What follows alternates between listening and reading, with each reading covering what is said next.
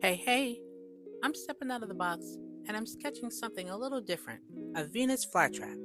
If you're a drawing enthusiast, love simple art, or just want an easy pencil sketch, then this tutorial is for you. This tutorial and all my other ones are part of my creative art journey.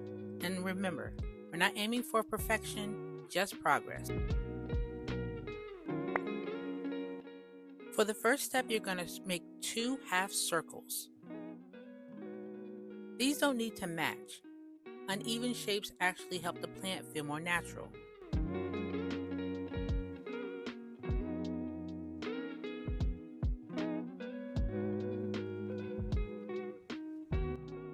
So let me just encourage you by saying light pressure is your best friend here.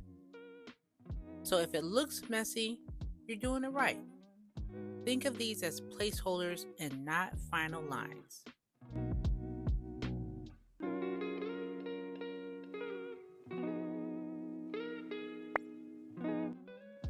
Next, you're going to draw two lines that are closer together at the top and get a little bit wider at the bottom. And remember, you can adjust it later. Nothing is permanent yet. Now you're going to draw an oval. Then from this oval, you're going to draw two lines going downward, and then you're going to finally connect those lines for the base of your flower pot. I like to think of step 3 as building structure and not adding detail, and break complex shapes into simple ones.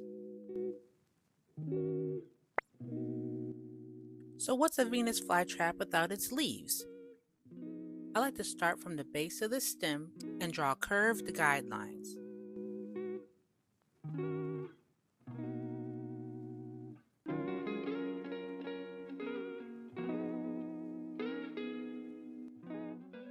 Once you're finished with your guidelines, then sketch two additional lines and just make sure that they connect at the top.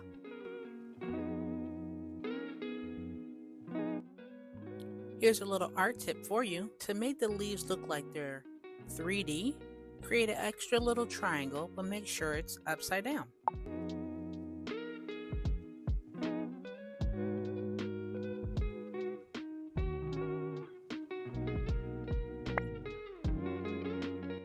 The next step for your Venus flytrap is to create small guideline marks for the spikes. I found out that these spikes are called cilia and they're used to keep the insects trapped while the plant digests them. Okay, so we got our botany lesson out the way. Now back to drawing.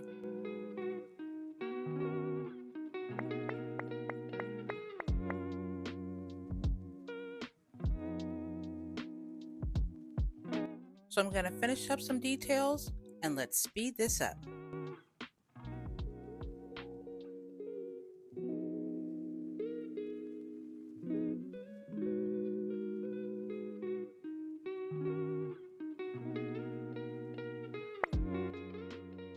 Next, you're going to lightly shade your sketch and clean up any lines you don't need.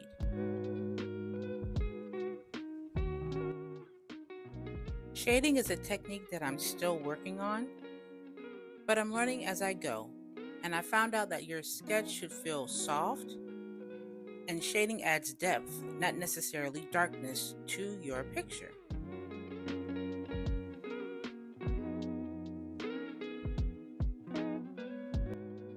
Now this next step is optional, but I decided to try using a blending stick for the first time. At first, I used really light pressure and just moved the graphite around to see how it reacted. And I really realized quickly how easy it was to soften the harsh lines and create smoother transitions between the light and shadows.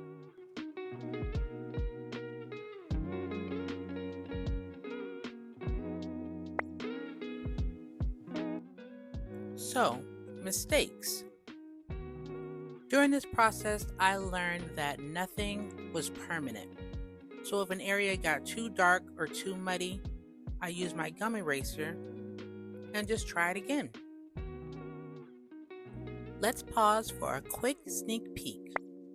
I'll be coloring this Venus flytrap in an upcoming video, so if you enjoy coloring, you don't want to miss that.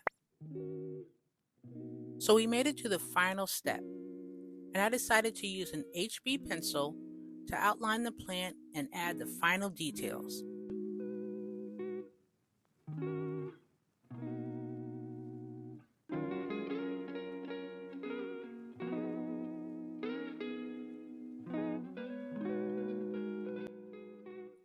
So as I wrap this up, I hope this little drawing session reminds you that creating art doesn't have to be perfect to be meaningful.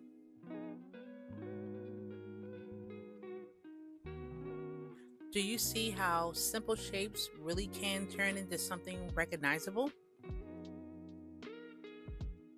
If you're a beginner or just easing back into your own creative flow, let this be your reminder that every sketch counts, even the messy ones, especially the messy ones. Art is about showing up, experimenting, and giving yourself the permission to learn as you go.